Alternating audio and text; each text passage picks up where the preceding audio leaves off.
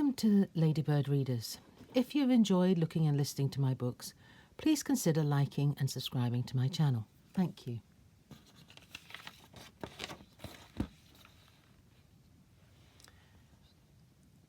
Well-Loved Tales, The Goose Girl. This edition published in 1983. A Ladybird book.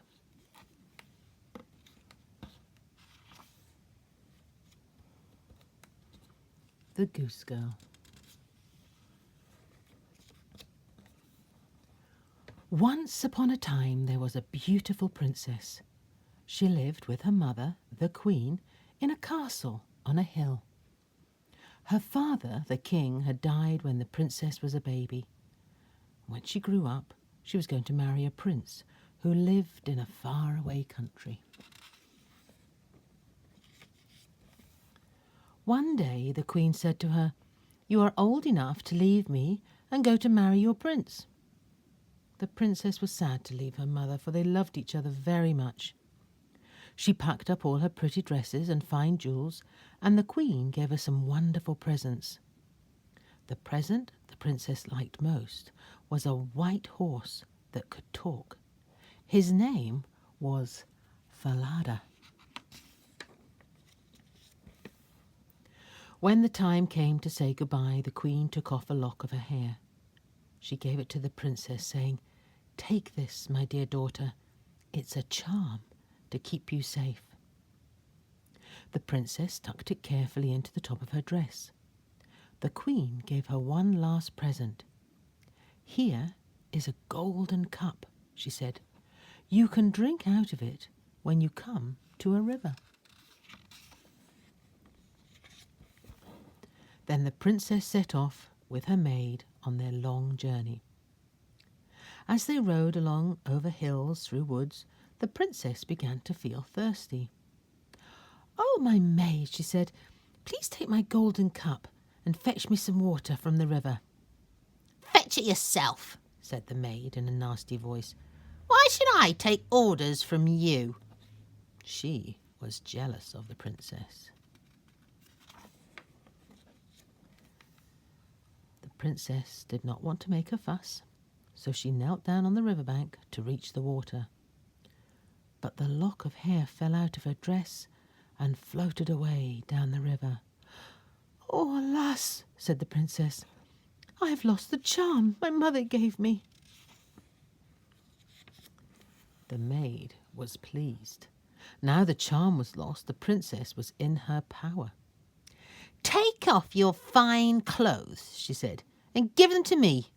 You can wear these old rags." Poor princess! No one had ever been unkind to her before. She humbly did as she was told.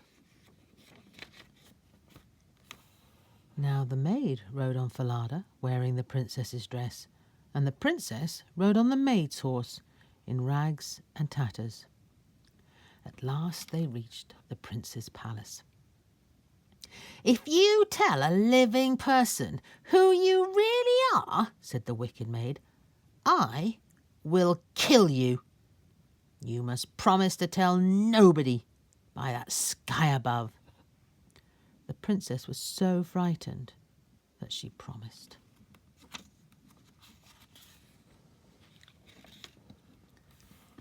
The old king and his son, the young prince, came out to welcome him. They both thought the maid was the princess because of her fine clothes, and they took her inside the palace while the real princess had to stand outside in the cold.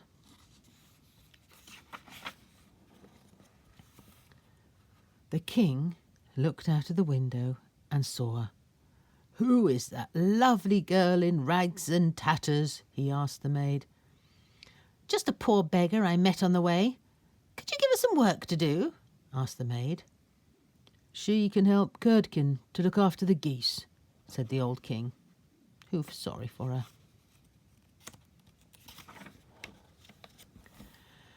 "I would like you to do something for me," said the maid boldly.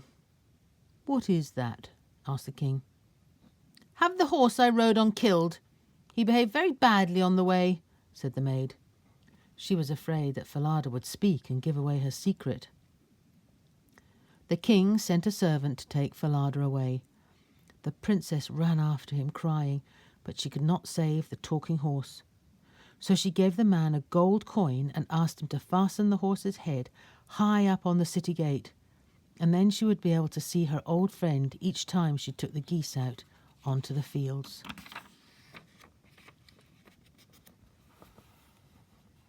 The first morning, as she went through the gate, she looked at him sadly and said, "Falada, poor Falada, hanging up there."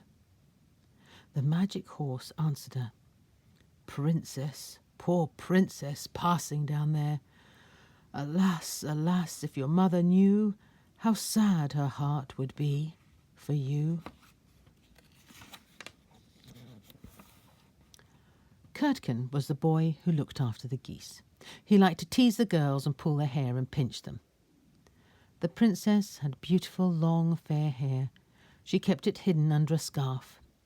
When she was in the field, she let it down to brush and comb it. It shone like gold in the sunshine. Curdken crept up behind her and tried to pull some of it out. So the princess began to sing a little song. "Blow, breezes, blow, make Curdken's hat go. Let him chase it all the day. Blow it far, far away." The wind blew Curdken's hat off his head. He had to chase it over the fields and the hills, and when he got back, the princess's hair was safely tied up in her scarf.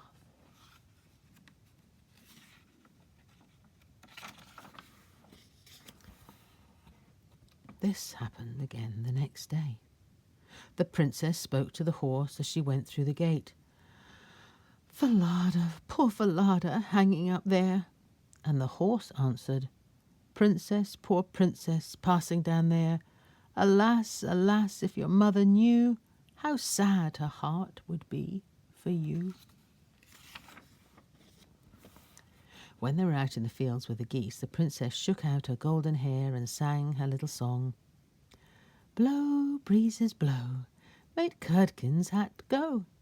Let him chase it all the day. Blow it far, far away." Curdken's hat blew away again. He ran after it, and when he got back, the princess's hair was tied up again.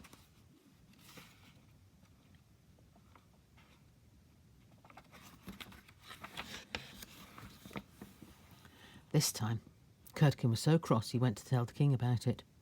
"That new goose girl talks to the horse's head," he said, "and it answers her, and then she makes my hat blow away. I think she's a witch." On the third day, the king decided to follow them to see what had happened. He heard the goose girl say to the horse, "Falada, poor Falada, hanging up there." And he heard the horse answer, "Princess, poor princess, passing down there. Alas, alas, if your mother knew how sad her heart would be for you."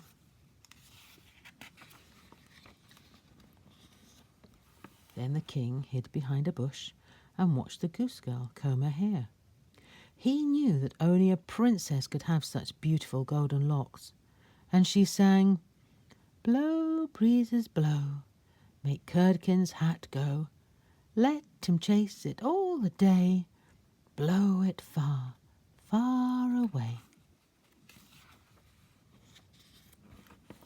When Curdken ran after his hat, the king came out from behind the bush.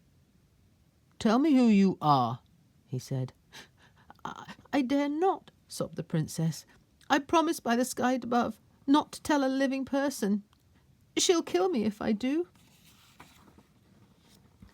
The king followed her home to a poor cottage. In there was a big iron stove for burning wood. "If you won't tell me," he said, "whisper it to the old stove. That is not a living person." The poor princess was crying. She longed to tell her sorrows to somebody, but a princess never breaks a promise. So she crept up to the old stove. "Here I am. alone with no friends," she whispered. "I am a princess, and my maid has taken my place with the prince. I have to wear rags and look after the geese. If my mother, the queen, knew it, her heart would break." Now the old king was standing just outside the cottage, and he could hear all that the princess said through the stovepipe in the wall. That night he gave a great feast at the palace. Everybody was invited. The false princess sat with the young prince at one end of the long table. The king and the real princess sat at the other end. She wore a gold and silver dress and looked lovely. Everybody wondered who she was. Nobody, not even the maid, guessed that she was the Goose Girl.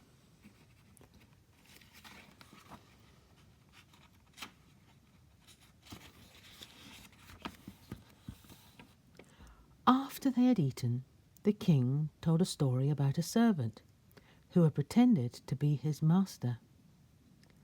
"How do you think he should be punished?" he asked the false princess.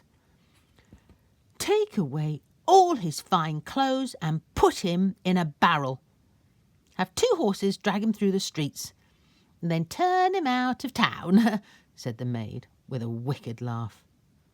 "What a good idea," said the king. "That shall be your punishment."